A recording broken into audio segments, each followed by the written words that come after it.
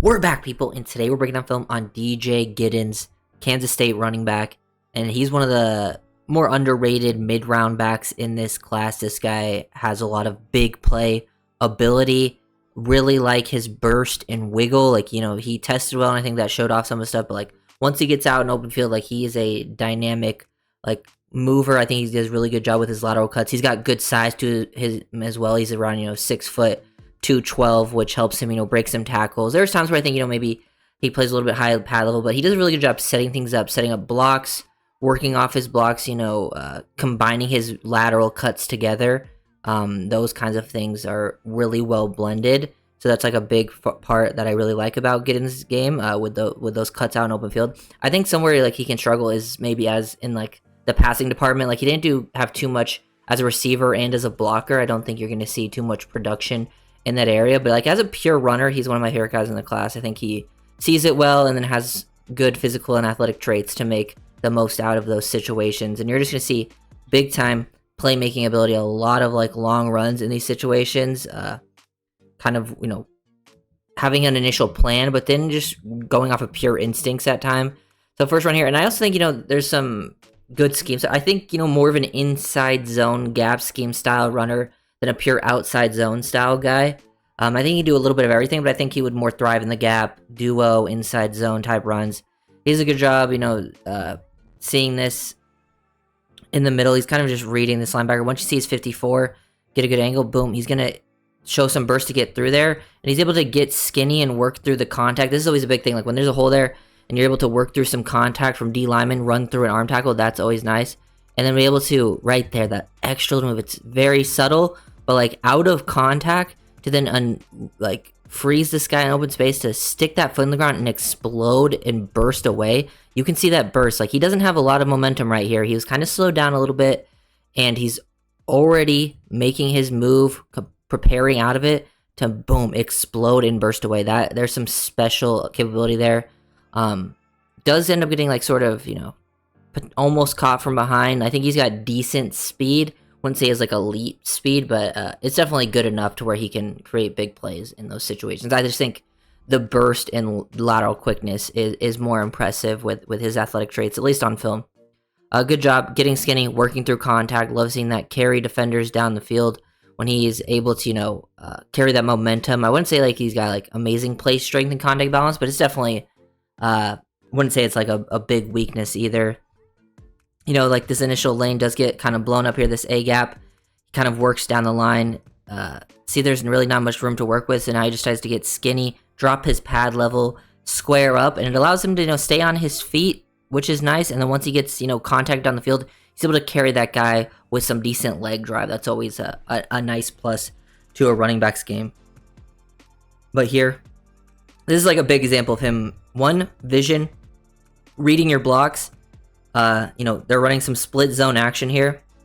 Understand you have this guy working back across the line of scrimmage, and you're just reading down the line of scrimmage. Everyone here, outside leverage, outside leverage, outside leverage, and now he's down to 94, who's a little more split, and he makes that cut and works off really quickly. So just really good processing, identifying where the lane's going to be, find that cutback super fast. Now he's up in open field, and look at him press this. This is what I'm talking about, pressing situations, because a lot of guys here might try to either just go vertical or they'll try to bounce this too soon. He does a really good job going vertical, pressing vertical, getting this guy to commit far enough, and now that he's committed far enough, boom, stick that foot in the ground, and now cut it back, which, probably maximized his gained yardage there in that situation, because probably just, like, running straight from right here probably gets him to, around this area, because this guy's got a good angle, and even if he makes him, slows him down, this guy will be there to tackle, but him setting up, finding that cutback lane allows you to maximize your yardage. That's a part of the game that Giddens has that I really like. Good job here. Again, working off his blocks. It looks like they're running some pin pull. So he's working off the back of that center there out in space. He does a really good job of combining his moves together, because he stops his momentum, ready to cut it back. He now identifies 92, does a good job working on the field laterally.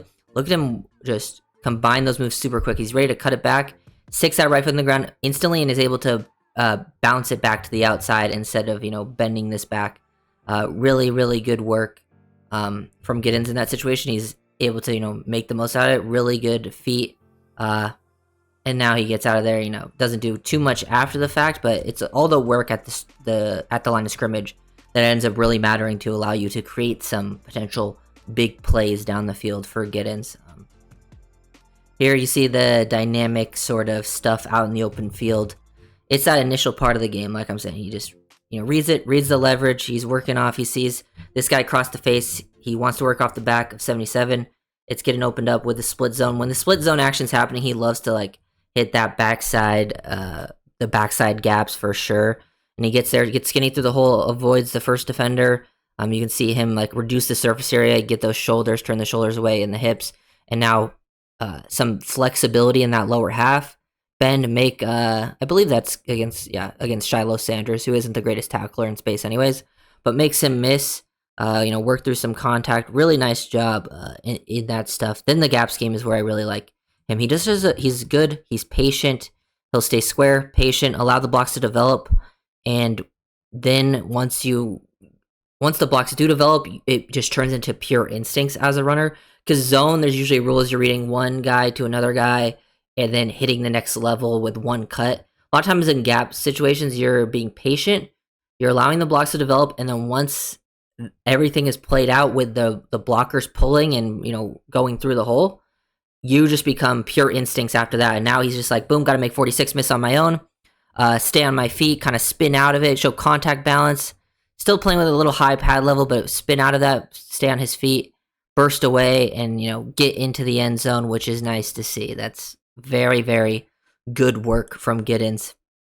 Burst again, vision, burst, press up into the line, make a cut, make that first guy miss at that initial second level. He makes that initial second level guy miss a lot. Does get caught from behind. That's not really his game, I think. I think it's that initial burst that allows him to pull away. But yeah, love seeing that type of work from Giddens' game for sure. And then here's just more examples of him creating big plays. Nothing too crazy going on initially. He jumps over a little pile. He's able to break an arm tackle. He does a good job, I think, preparing for contact with his shoulders, dipping, reduces surface area, break that tackle, and then kind of gets moved and allows him to create some more big plays in that situation. Just constantly for Giddens, good footwork. You can see it here. Combining the moves together, work off the back of that block. Vision to find that lane cutback, make the safety miss in the hole. Shiloh Sanders again. But yeah, just good work, constantly doing that. Boom, this one just gets blocked up nicely, and he's gonna make that first guy miss at for the safety level. It's really a big part of Giddens' game, and then it's stuff like this. Like I'm saying, blocked up perfectly. It's a big hole, but it's that second level defender stuff. He look at him protect himself, get skinny, dip that shoulder to make you a harder tackle, and then now get creative. Make that next guy miss, spin out of it, and then have some contact balance and play strength to carry the guy with your momentum into the end zone for a touchdown. That is a big part of Giddens' game, constantly creating big plays, finding these cutback lanes out in space. I feel like he's got really good field vision, because his vision's pretty solid too, like at the line, but I feel like his field vision out in space is also even better. Like he has such a good feel for making those guys miss. Like that was a rare occasion where he actually got tackled on the first for the first real guy. So DJ Giddens, I'm a fan. I think he's a good mid-round back in this class. This class is just stacked. I feel like if you need a running back, there's so many guys to really like, and Giddens is for sure one of them. After in that third, fourth round-ish range, especially in this class, I think some of these guys might fall farther than expected, just because it's the nature of the position and the nature of the group. Like some running backs are gonna have to fall. So if you guys are new, like, comment, subscribe, just